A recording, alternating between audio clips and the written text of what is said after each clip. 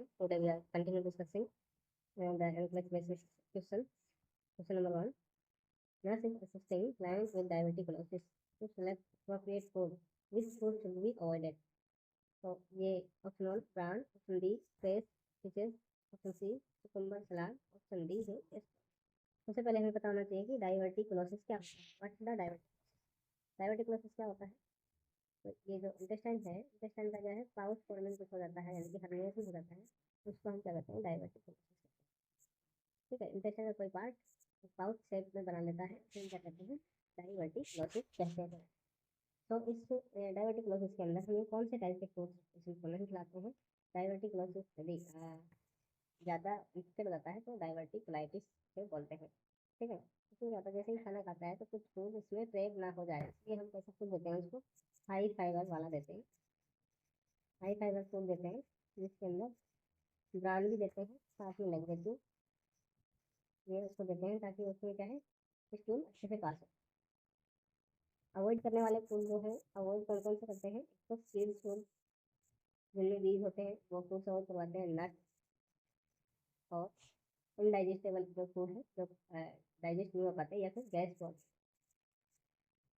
जो गैस बनाते हैं, ऐसे वाले जो फ्रूट्स हैं वो हम इस डायबिटिक में अवॉइड करवाते हैं. तो देखिए यहाँ पे ब्रांड इसमें देते हैं, लैक्टेटिव भी देते हैं, तो ये तो फ्रूट्स भी अवॉइडेड. तो इसमें जो आंसर आएगा वो क्या आएगा? चुकम्बर सलाद, क्योंकि चुकम्बर में क्या होता है? सीड्स होते हैं. राइट आंसर क्या क्या आएगा? वो आएगा C. Question number 12. A client has rectal cancer and scheduled for abdominal perineal resection. What should be priority nursing care during the post of period? Post of period में क्या priority nursing रहेगी? Option A teaching how to irrigate the ileostomy, stopping electrolytes loss in the incisional area, encouraging a high fibre diet, facilitating perineal wound drainage. तो देखिए यहाँ पे क्या है कि जो उसका रेक्टल कैंसर है उसका सर्जरी हुआ है एब्डोमिनल पेरिनियल रिसेक्शन. तो पेरिनियल एरिया से रिसेक्शन किया गया है उसका.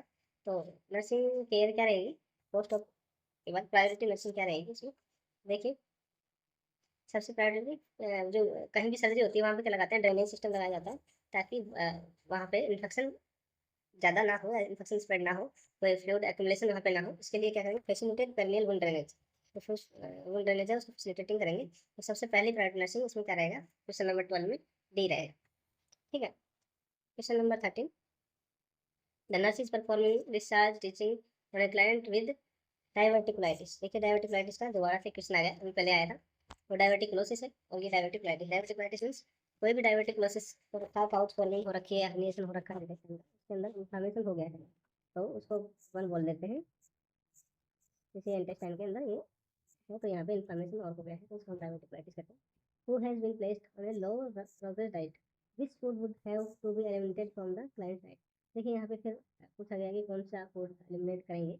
हमने पहले बताया था कि कौन से फूड इसमें अवॉइड करवाते हैं, फूड क्या अवॉइड करवाते हैं. तो जिनमें सीड्स होते हैं वो नट्स एंड गैस फॉर्म. ठीक, ये फूड्स इसमें अवॉइड करवाते हैं.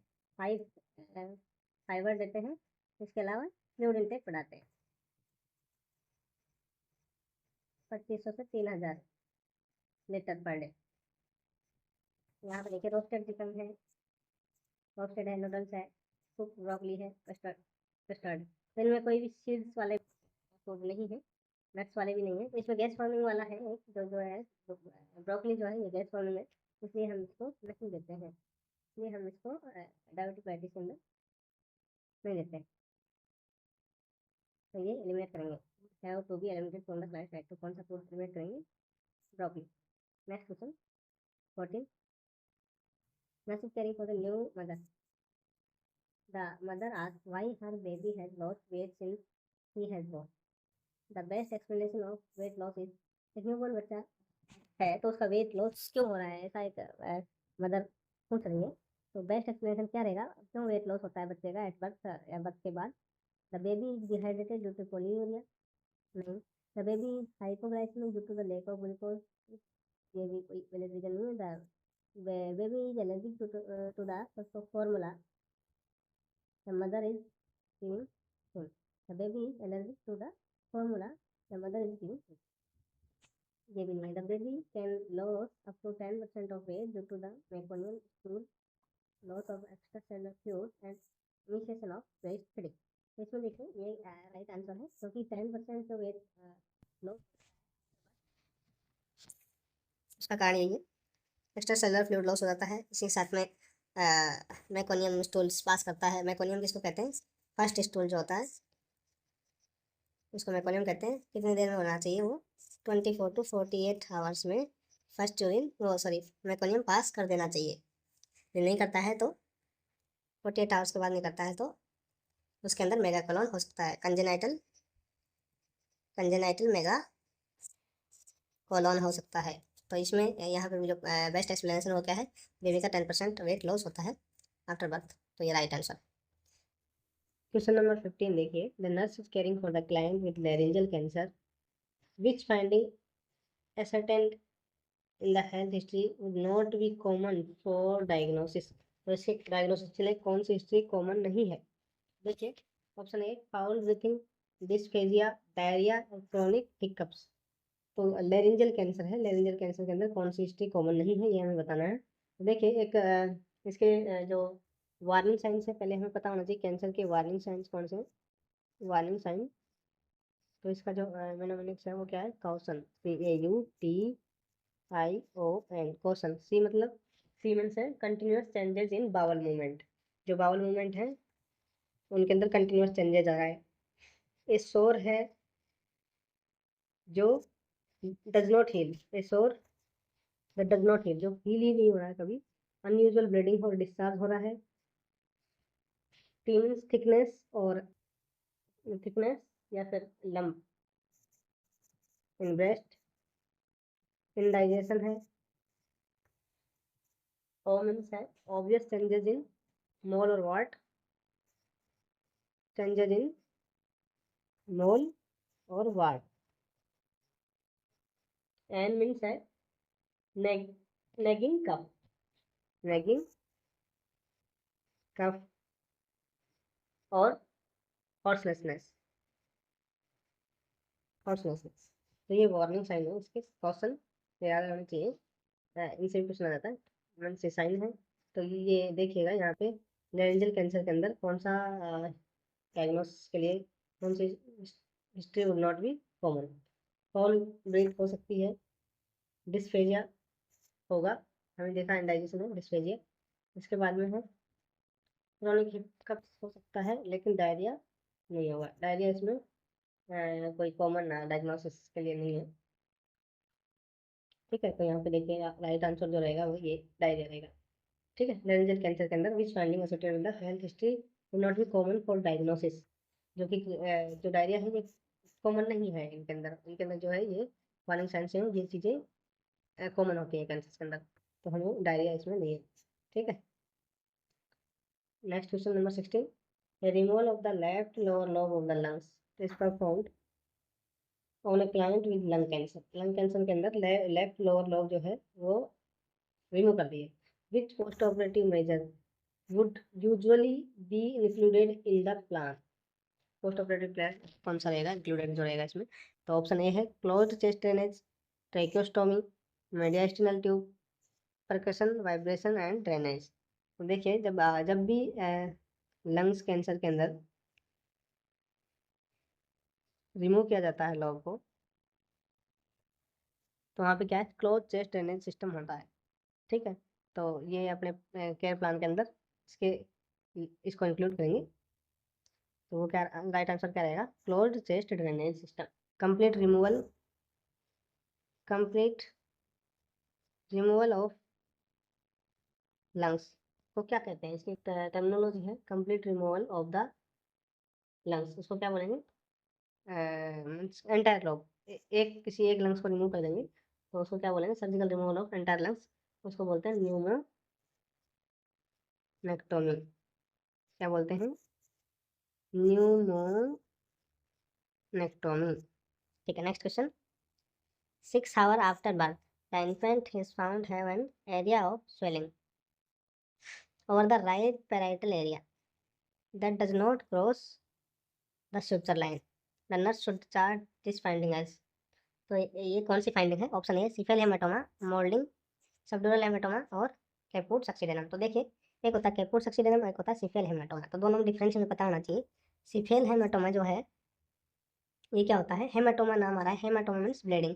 तो ब्लीडिंग होती है इसके अंदर, और ब्लीडिंग कहाँ पे होती है? पेरिओस्टियम एंड बोन के बीच में, ठीक है।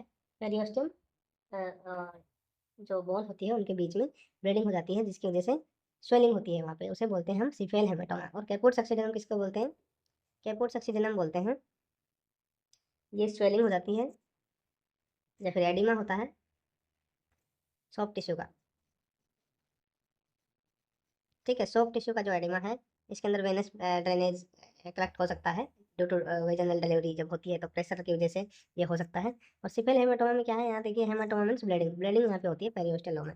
यहाँ पे दूसरी और चीज़ है कि जो सिफेल हेमाटोमा है ये does not cross suture line, suture line को क्रॉस नहीं करता है, जबकि सिर्फ ये कैपुट सक्सीडेनम सुचर लाइन को क्रॉस करता है। सुचर लाइन को क्या कर देता है? क्रॉस कर देता है, और ये नहीं करता हेमाटोमा। नेक्स्ट इसमें क्या है? सिफेल हेमाटोमा जो है ये कुछ वीक्स में रिजोल्व होता है, without any treatment it's resolve, लेकिन कुछ वीक्स लगते हैं, ये 48 आवर्स में ही ठीक हो जाता है जो कैपुट सक्सीडेनम है वो। तो यहाँ पे देखिए, यहाँ पे क्या है?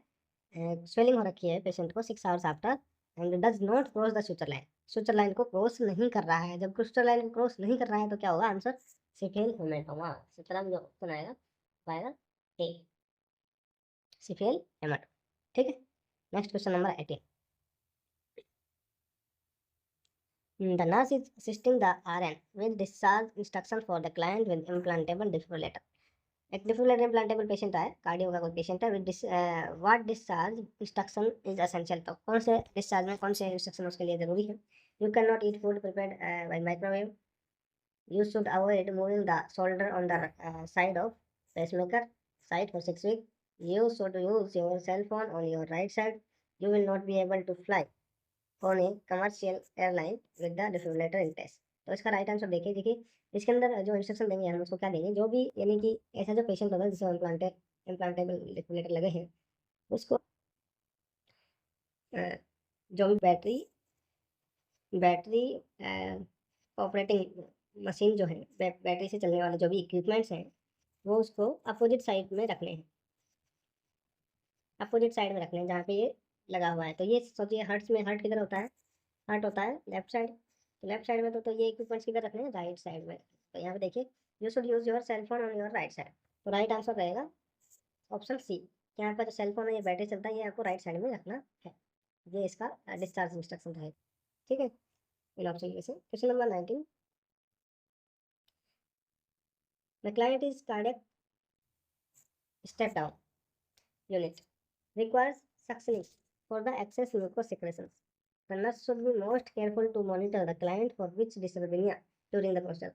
एक पेशेंट को सक्शन करना है, सक्शनिंग की जरूरत है, और सक्शनिंग करते समय कौन सा डिसरथमिया हो सकता है उस प्रोसीजर करते समय, तो उसका ध्यान रखना है। तो इसका जो आंसर रहेगा वो क्या रहेगा? देखिए ऑप्शन देख लीजिए, bradycardia, tachycardia, immature ventricular heart block. तो जब भी सक्शनिंग करते हैं तो सक्शनिंग करते समय वेगस ट्रिगर होता है, वेगस ट्रिगर की वजह से क्या हो सकता है? उसमें आपको ब्रेडिकार्डिया देखने को मिल सकता है। तो इसका राइट आंसर क्या रहेगा? ब्रेडिकार्डिया। जब भी सक्शनिंग करते हैं तो सक्शनिंग करते समय ब्रेडिकार्डिया डिसऑर्डर मिल सकता है। तो यहाँ पे ये होगा, तो ध्यान रखने की जरूरत है। क्वेश्चन नंबर नेक्स्ट हम देखते हैं।